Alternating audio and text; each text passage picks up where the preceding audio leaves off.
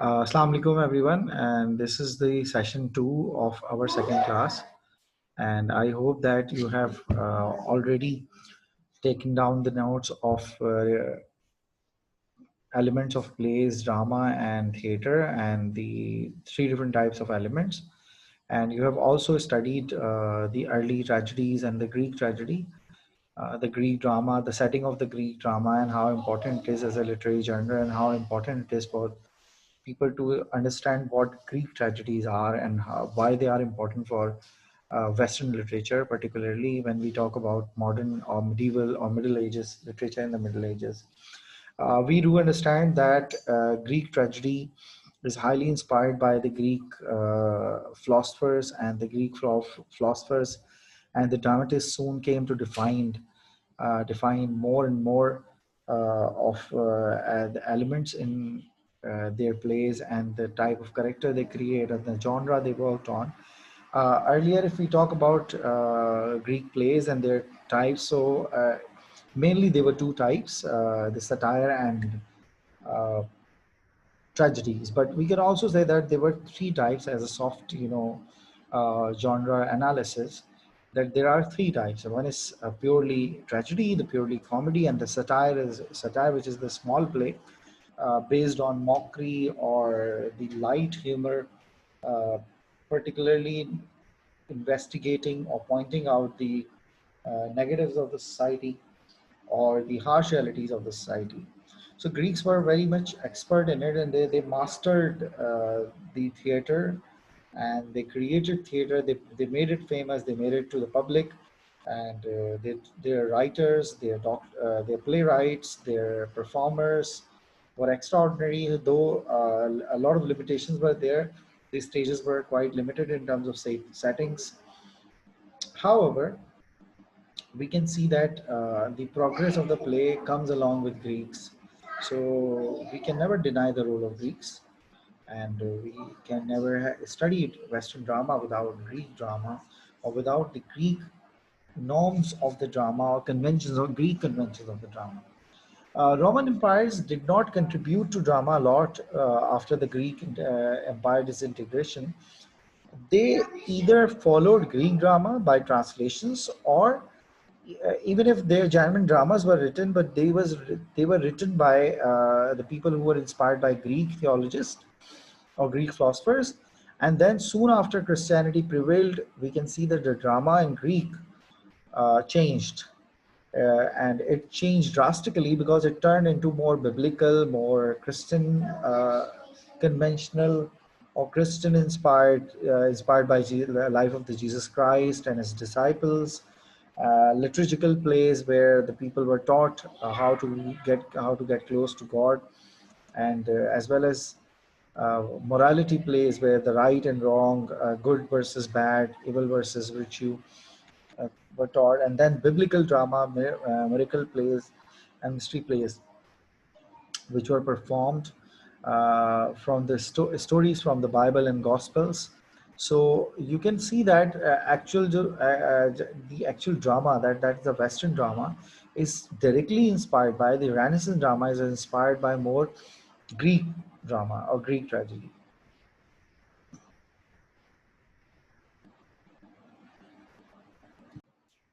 Okay, now I'm not going to consume a lot of your time right now. Before I go on to discuss other things, I'll share the lecture with you, which is mainly about Greek tragic heroes and tragedies. So as you can see that the first quotation that we can see here is by Aristotle, the great Aristotle, the greatest philosophers ever Greek produced. All men by nature desire knowledge.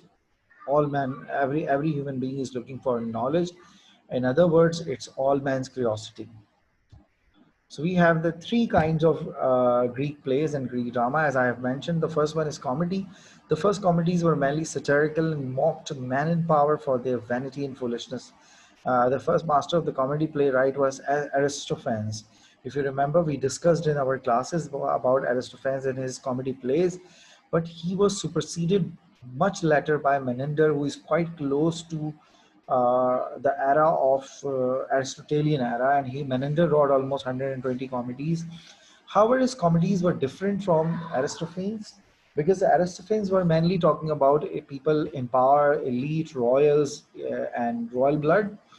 On the other hand, Menander is the person who actually wrote about ordinary people and their life, the comedy from their life. It wasn't decorated comedy, so they came to be called as sitcoms, situational comedies. Then later copied by Shakespeare and then Ben Jonson.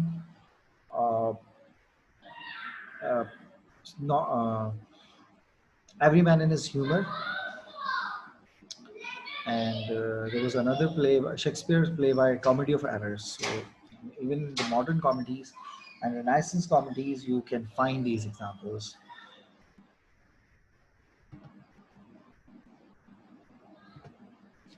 The three types of Greek drama. The second type is called tragedy, and as you are all aware of tragedy, because it is taught, it is discussed, and it is liked and appreciated. And in fact, you can never study tragedy without studying Sophocles, Oedipus Rex, everywhere in the world, everywhere. Even you can see that in certain parts of Middle East, when the Middle East, the Egyptian drama is taught, when Iranic drama is taught, the Persian drama is taught, still they get to discuss Sophocles, Oedipus Rex, and Antigone. These two plays are taking the high tides of the plays. So tragedy dealt with the big themes of love, loss, pride, abuse of power, and fraught relationships between man and God. So, as we have discussed in our earlier lesson, that is, there was a discussion between man versus God, man versus society, and man versus man in himself. So, was that so? You can find all these tragic flaws and tragic turns in different tragedies. Typically, the protagonist of the tragedy commits some terrible crime, irony of action. Yes, you're right, and irony of fate. Terrible crime without realizing either how foolish or how arrogant he or she has been. He has been, because major tragedies were around male. Then he slowly get to realize that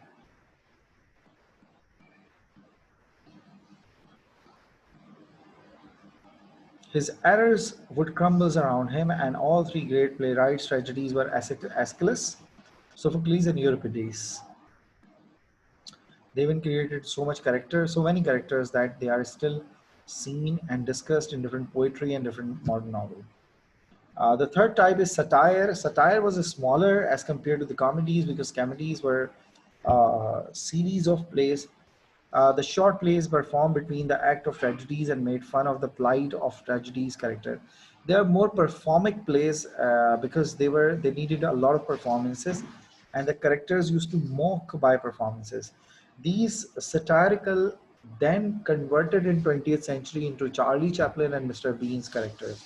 So you can find the relationship of this modern comedy and modern comedy of visual farce and other comedies. So they have their roots in Greek drama. The satires were mythical, half human, half goat. The figures the actors play were large, phallus for comic effect. Few example of these plays survive. They are classified by some authors in tragicomic or comic dramas.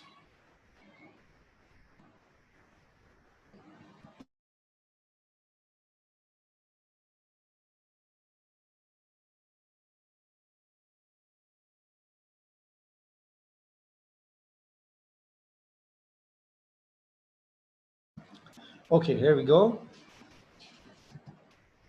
Hubris and or hybris. In Greek, hubris, it is read. According to its modern use, it is exaggerated self-pride or self-confidence overbearing, often resulting in a fatal retribution. You have witnessed in Oedipus Rex. In ancient Greek, hubris referred to the action taken in order to shame the victim, thereby making oneself seem superior. Okay, now you can see that the arrogance, the haughtiness found in different characters.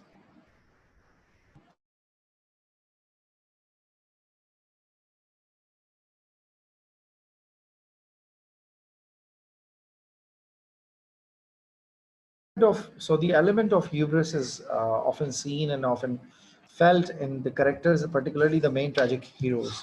Hubris was a crime in classical Athens, and the category of the acts constituting hubris, or hubris, you can call it, for the ancient Greek, apparently broadened from the original specific reference of the molestation of a corpse, the dead bodies, humiliation of defeated, and molestation, outrageous treatment in general.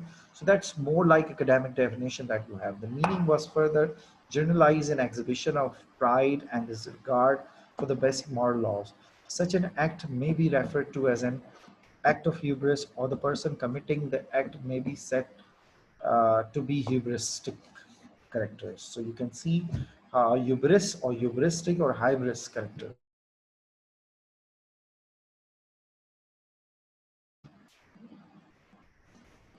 So we'll be moving on because there are other elements in the Creon commits hubris in refusing to bury Paulinus in Sophocles' Antigon. If you remember, there is a sequel of the play of Oedipus Rex. However, there is a discussion that Antigone was written first, the daughter of Oedipus Rex. This is another tragedy, and her husband. For hubris, think violent transgression. So in this, Creon survives after Oedipus Rex and he humiliates them.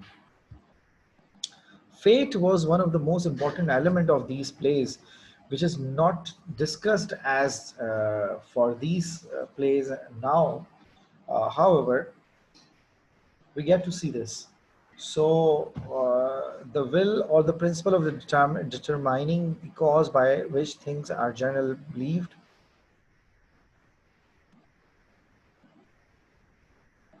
to come to be as they are, or events to happen as they do, destiny.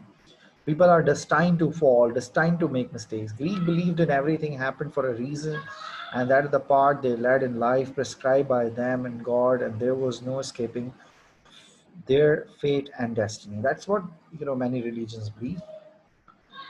There comes the tragedy. The actual word tragedy, either the word tragedy comes from tragos, which is the meaning of goat. Oid means sacrifice.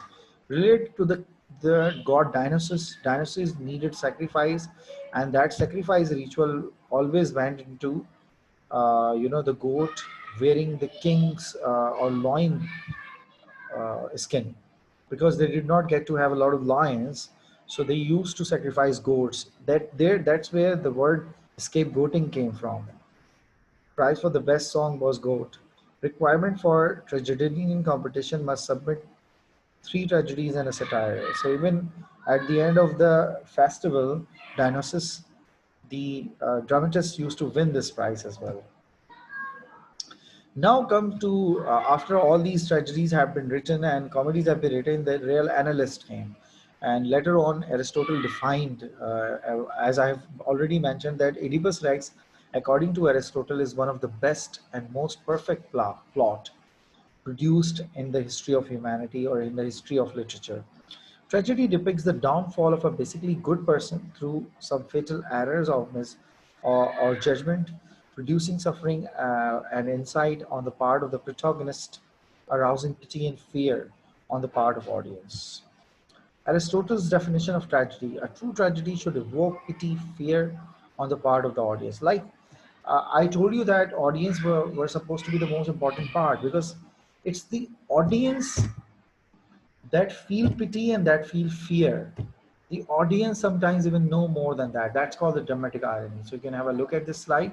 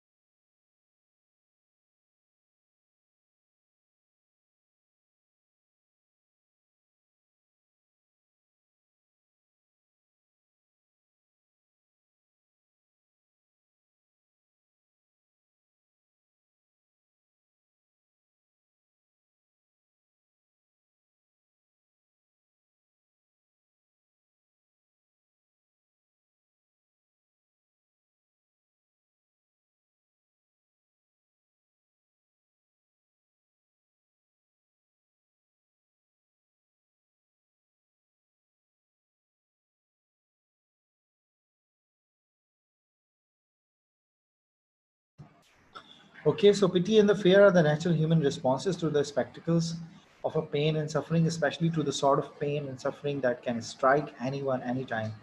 The effect in this, we feel relief in the end, to the catharsis and are the purge of these feelings. So you'll find two more words, inertia and catharsis. Next.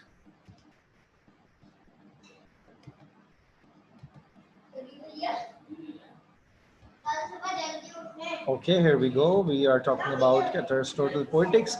Aristotle defined in his book Poetics, that what kind of plot or what kind of drama or theater should be performed. We have already talked about the elements, the plot, character, diction, thought, theme, which is melody, music, and spectacles. Aristotle's definition of tragedy: a true tragedy should evoke pity and fear on part of the audience. So that's, you must know that that's Aristotle defined this. Okay, then we have plot. Aristotle defined as a plot of arrangement or sequence of the incidents, not the story itself, but the way incidents are presented to the audience and the structure of the play. So sometimes audience are aware of future, and sometimes audience are not aware of anything that happens or the background. According to Aristotle, tragedies where outcome depends on a tightly constructed cause and effect chain system. So cause and effect logic system is here. Superior to those depend on primarily on the character and the personality. Aristotle definition of the tragedy here we've talked about.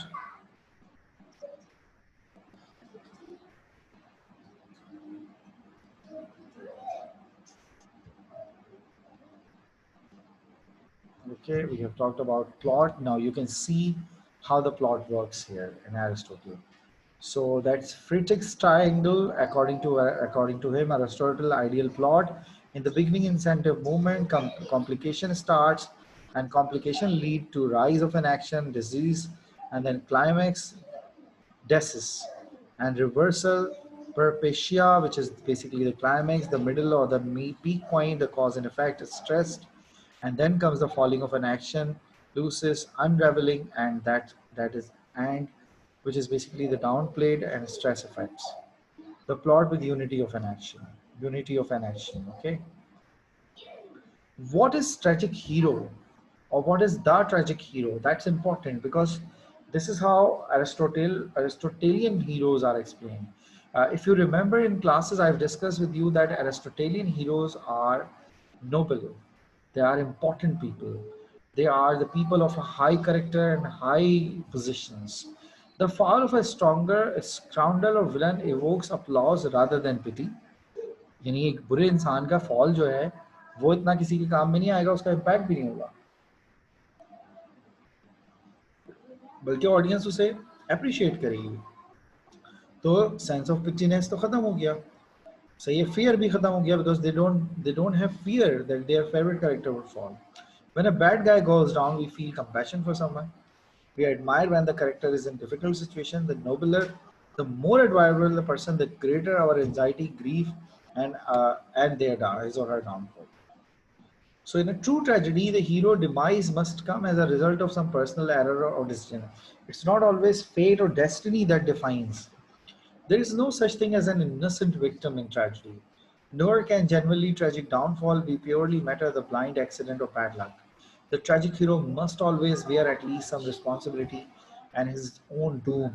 So in Shakespearean tragedy, you will find the same thing, that you first love the person and then you start to hate or dislike that person. Somehow, you want them to end. However, Aristotelian heroes are loved till the end, till they die. G. There comes the anagorsis, catharsis se pehle. Tragic recognition insight. The moment of clairvoyant insight, understanding the mind of the tragic hero, he suddenly comprehends the web of fate in which he is entangled. अगर आप Oedipus racks पढ़ते हैं तो उसके बाद जैसे जैसे वो मैसेंजर से मिलता है और he gets to feel that he's made certain mistakes. And then comes inertia, tragic error or error of judgment. Fatal error or simple mistake on a part of the protagonist that eventually leads to the final catastrophe. A metaphor from archery inertia. Literally refers to the shot that misses the bullseye. Nemesis, retribution, inevitable payback or cosmic punishment for the act of hubris. यानी आप arrogance और अपनी hubris इतनी high कर देते हैं कि आहिस्ता आहिस्ता फिर आपको खुद फील होने लगता है कि और you learn to have the cosmic punishment which is called the universal rule of the punishment.